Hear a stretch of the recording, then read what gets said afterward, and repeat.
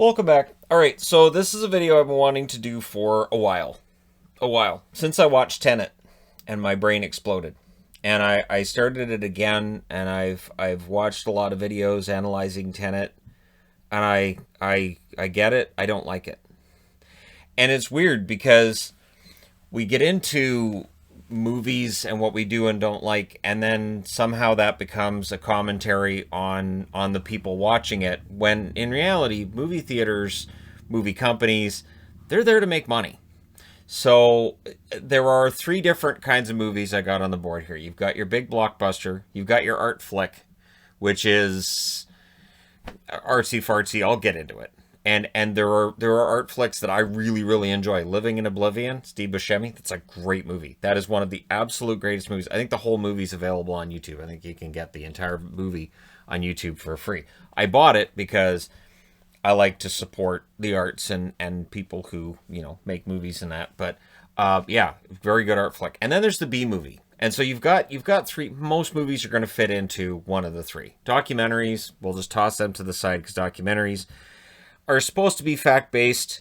What qualifies as a documentary now? Facts? So we'll kick that to the side too, and I'll talk a little bit about these and the grading that we do. That's different. It's different, and it's interesting to me because back in the early '90s, I hated Blockbusters. I hated them. I'd be in the video store. Video stores were places you could go to rent VHS tapes. VHS tapes went into VCRs. So I would go into my little VHS store, and I'd have little chats with Darren about the latest art flicks, the latest movies that maybe other people weren't watching. I didn't want to watch blockbusters. I hated Hollywood blockbusters. The interesting thing is, to this day, the ones that were blockbusters back in the early 90s, I still don't like them. The mid-90s, still don't like them. Jurassic Park, I hated that movie. I thought it was terrible. Independence Day, crap. Couldn't stand it. Now, over the last 20 years, there are still blockbusters I don't like. If it has directed by Roland Emmerich, I'm out. I'm done. I'm gone. But there are some that I do. And obviously, when I'm doing reviews on the channel, I'll focus on the blockbusters a lot. Those are the ones that are going to get more views. As a YouTuber, the more views you get, the more cash you're generating. It just makes sense. So, and at the same time, I have reviewed some movies that are maybe under the radar. Nobody's seen them. Movies from ages ago, like Highway to Hell, this kind of thing, right? So, because Highway to Hell's a good movie, made for TV and all, and might have been an HBO made for TV movie, but I still enjoyed it. So, what's interesting is that over the last, I'll say 20, 25 years, what I've enjoyed in movies has changed. Not only that, but B movies, art flicks, blockbusters, they've all kind of morphed. Because again, it's all about trying to make money, right? So we'll go back to Tenet.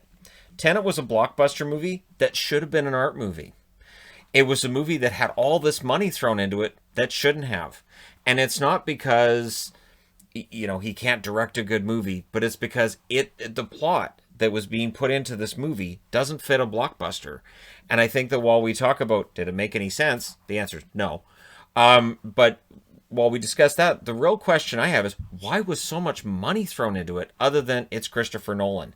If any other director came in with that script and went to anybody in a movie company, they'd get told, oh, we're not making this. This doesn't, what is this? But when you see Christopher Nolan, they go, all right, here's your $150, $200 million, go make your movie. Which is where I think the issue comes in with that movie, is that it got that big budget that if it hadn't, we wouldn't be talking about how it failed at the movie theaters. And people who would not have enjoyed the movie wouldn't have seen it. So people who went in there go, oh, it's a blockbuster, well, it's a big, sprawling epic. And I liked Inception, I didn't understand it. I'm not saying that myself. I understand Inception, and I understand the point of Inception. Not everybody does. So, but most people enjoyed Inception, and this one, it just went so far down the rabbit hole, it was hard to really grasp what was going on. But it's interesting because we've got these three different kinds of movies I've got up here, and there's other kinds you could throw up here too. I get that. But I'm trying to keep it as simple as possible, because on this side, we have the different grading we use. So for special effects, for a blockbuster, they've got to be awesome. They've got to be fantastic, and not too much CGI, because then you're going to tell how fake it is. If it's an art flick, that's fine. I was watching on Red Letter Media. They did the review of Twin Peaks: The Return. Twin Peaks: The Return. It lost me halfway through the season. Halfway through the season, I was like, this is not really Twin Peaks, and to me, it didn't fit. The original Twin Peaks, when it came out, I was in high school. I would record it on Thursday night. I would watch it while I was recording it. Then I'd watch it again on Saturday, and I would watch it again on Wednesday, just so I knew exactly where all 40 main characters were, because there was like 40 main characters, what was going on, so I was ready for the next episode. I watched every single episode 3 times, and I didn't enjoy the new one. I didn't enjoy it at all. But it very much was an art flick in how it was done. David Lynch, of course. So when the special effects look shoddy, it doesn't matter. And they're like, yeah, no, the special effects here look terrible. But meh. So there's a different grading right there than you're going to have for a blockbuster. Where if the special effects are meh, you're going to be like, wow, where did that $100 million go? It sure didn't go into the special effects, and that's a down. B movies, special effects in B movies, come on, they have to be cheesy. Basically, this is why B movies, you just use a lot of the blood effects. They're cheap, they're easy to do, and they'll look a little more realistic than some of the other stuff. Although 70s B movies, the blood always seemed orange. I've never understood why blood was so orange in old horror movies. I'm like, that's not even the right color. But okay, all right, fine. It does add kind of a creepy quality to it when you see it and it's the wrong color. Your brain kind of goes, why is that's disturbing? And then the dialogue. So dialogue in a blockbuster will be torn to pieces. People with the dialogue will tear it to pieces on how bad it is. And it's true. Very often it's bad. The art flick, you may have less dialogue. You may have dialogue that you might have a huge monologue in the middle. That casual viewer will go, I don't understand what any of that meant. But somebody else will be sitting there going, it's deep. That's really deep, you know. That part where he talked about the dolphins and then he transitioned into talking about beavers. It's deep, man. That's deep. That's like a big environmental message. I know you guys don't get this, but it's this whole big environment. This movie speaks to me. Can we just pause it for a second and talk about that monologue? And then, of course, in a B movie, the dialogue, you expect it to be awful. You expect, I'll be right back. You expect just horrible, a lot of swearing, likely. Although you can have a lot of swearing in all these, and it's completely different. In fact, I'll include this with the dialogue. Blockbuster, a lot of swearing. You might get people who, again, with the blockbuster, you're going to be attracting more people. People going, I could have done without all that swearing. That Tarantino guy, he sure does like that F word, doesn't he? He uses it a lot. I think he could have got away with maybe a quarter of those and would have been just fine. And what's with that Robert De Niro and his potty mouth? Now, in an art flick, swearing is fine. B movies, nobody cares. And you're not going to get very many criticisms. And if you do, people are going to be like, really? You watched Clerks and you're complaining about this? Did you not understand what you were going to watch when you watched Clerks? And you know, that's fine. And that's the interesting thing too, is that Kevin Smith, his movies, he's technically had blockbusters because he's had decent budgets for some of his movies, but they've always been in that art flick category. So and not only that, but his dialogue's great. And yeah, and that's where I don't really have a problem with Kevin Smith. The only issue I have with Kevin Smith movies is when there's big blocks of dialogue and you go, well, I know it's that character speaking, but that's just Kevin Smith. But that's fine. That's how directors work. And then plot and plot holes as well. So if you're watching a blockbuster and Roland Emmerich comes up here, where as soon as the plot starts, I'm like, oh God, no. And at every Roland Emmerich movie, within 5-10 minutes, I'm completely checked out. But with blockbusters, there is less forgiveness for plot holes. Where and CinemaSins is terrible. I haven't watched a CinemaSins video in over a year, because CinemaSins was fun and then it became really mean-spirited. And there were a lot of times where it would mention a sin in a movie and I go, wait, that wasn't a sin, but because he's so fast with all the dings and moving on to the next sin, you're like, oh, all right. And then by about the fifth or sixth time, you go, wait, that's not accurate. That's not right. The whole video you've checked out of. But blockbusters will get torn apart like that. Plot holes in an art house movie, art flick, people will sit down and talk about the plot hole and how genius that was. So that part where the girl in the back in that one scene, she technically died 3 scenes earlier, and there she was. What do you think that means? Do you think that's like a statement on our existence in the universe and just how precarious all of this is? Like, or could that have been her sister that had no awareness of her own twin who had just died somewhere? It is this statement of how fragile everything really is. It really makes you think. Whereas in the blockbuster, you're like, yeah, morons, look how they edited that together. Idiots. B movie, you go, yeah, that makes sense. Yeah.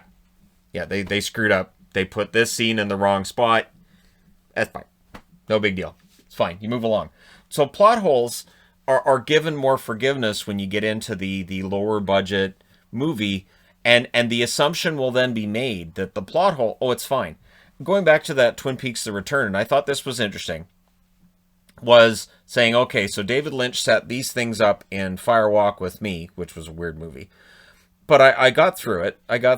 I was upset when it was a prequel, but, you get through it, because I wanted to find out what happens when Cooper is at the mirror and smashes his head, and I need to know what happens to Annie.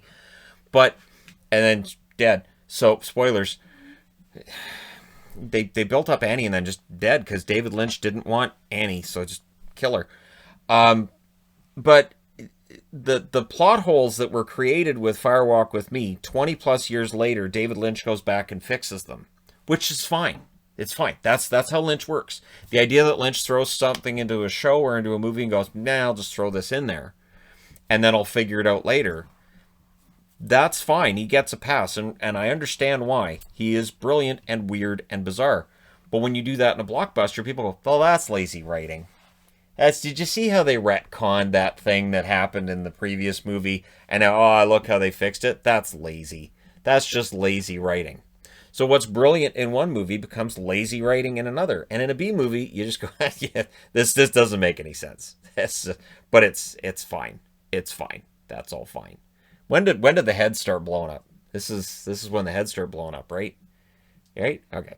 So acting in a blockbuster will always get torn to pieces.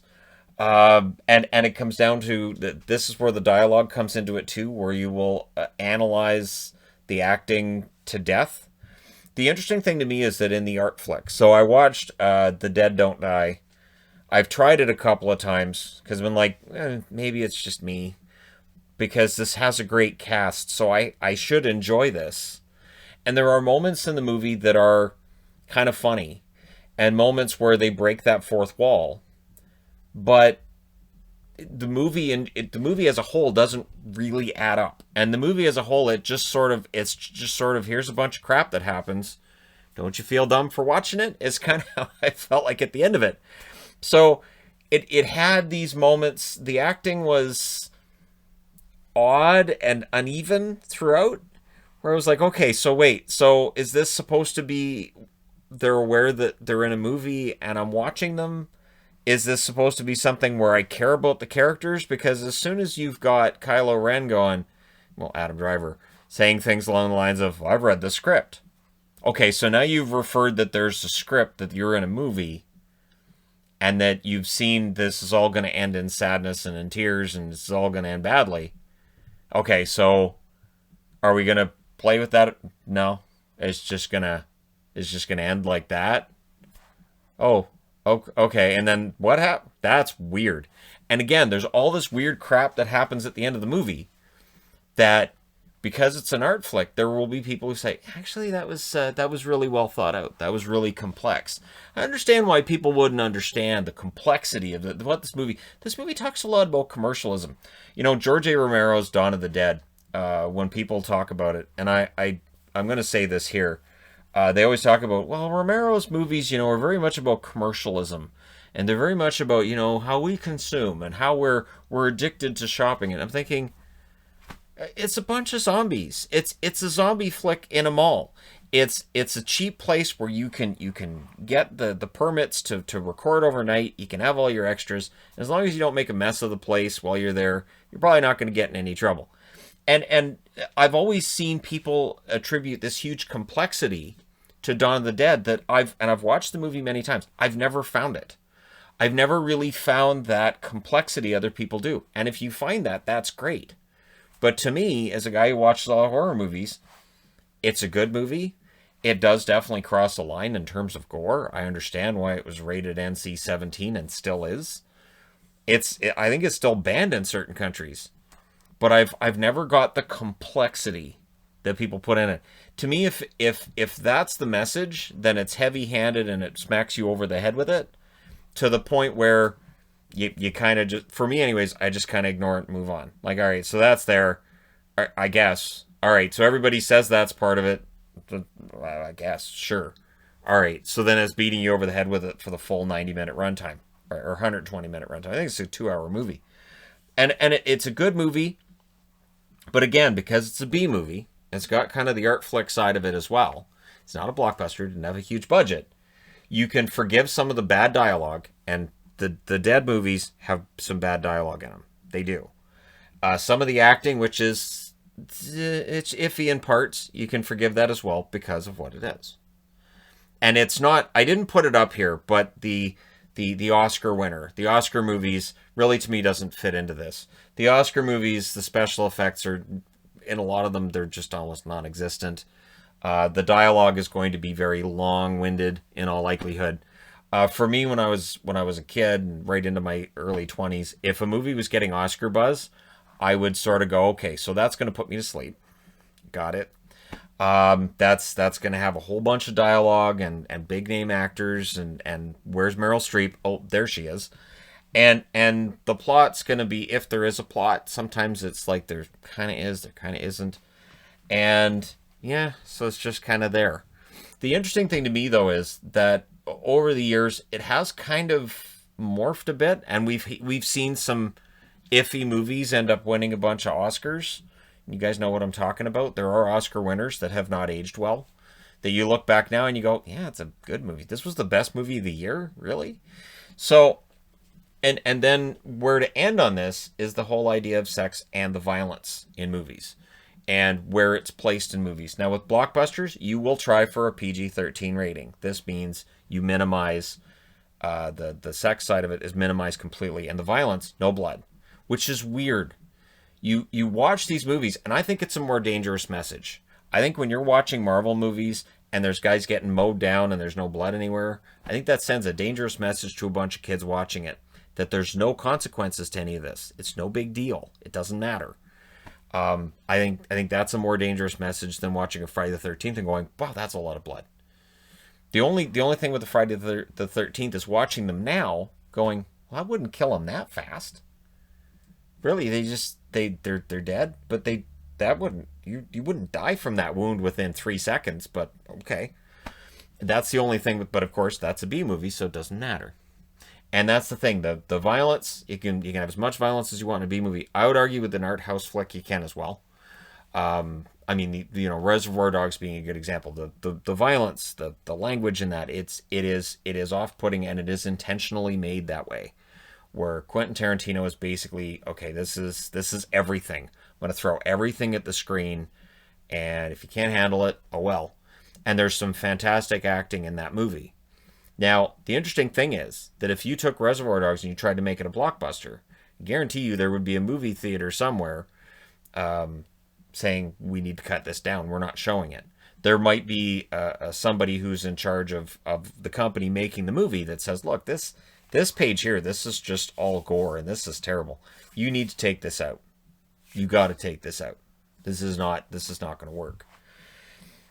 There are varying levels to which we grade movies. And as I've gotten older, and definitely having had kids, and not having the amount of time that I used to have, it has caused me to gravitate away from some of the art flicks, because I don't really have that.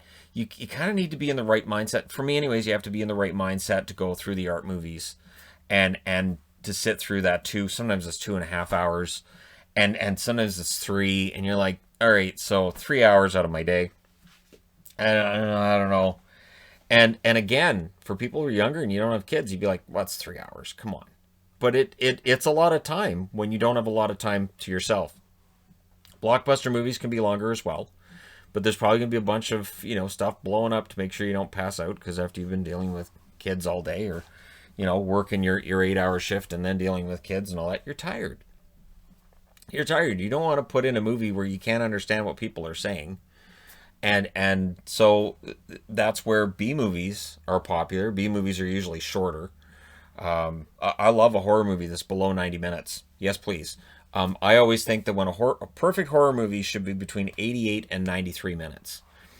I really think that's perfect. You can get your pacing down. You can get all your scares in. You can get your gore in, and leave people wanting more.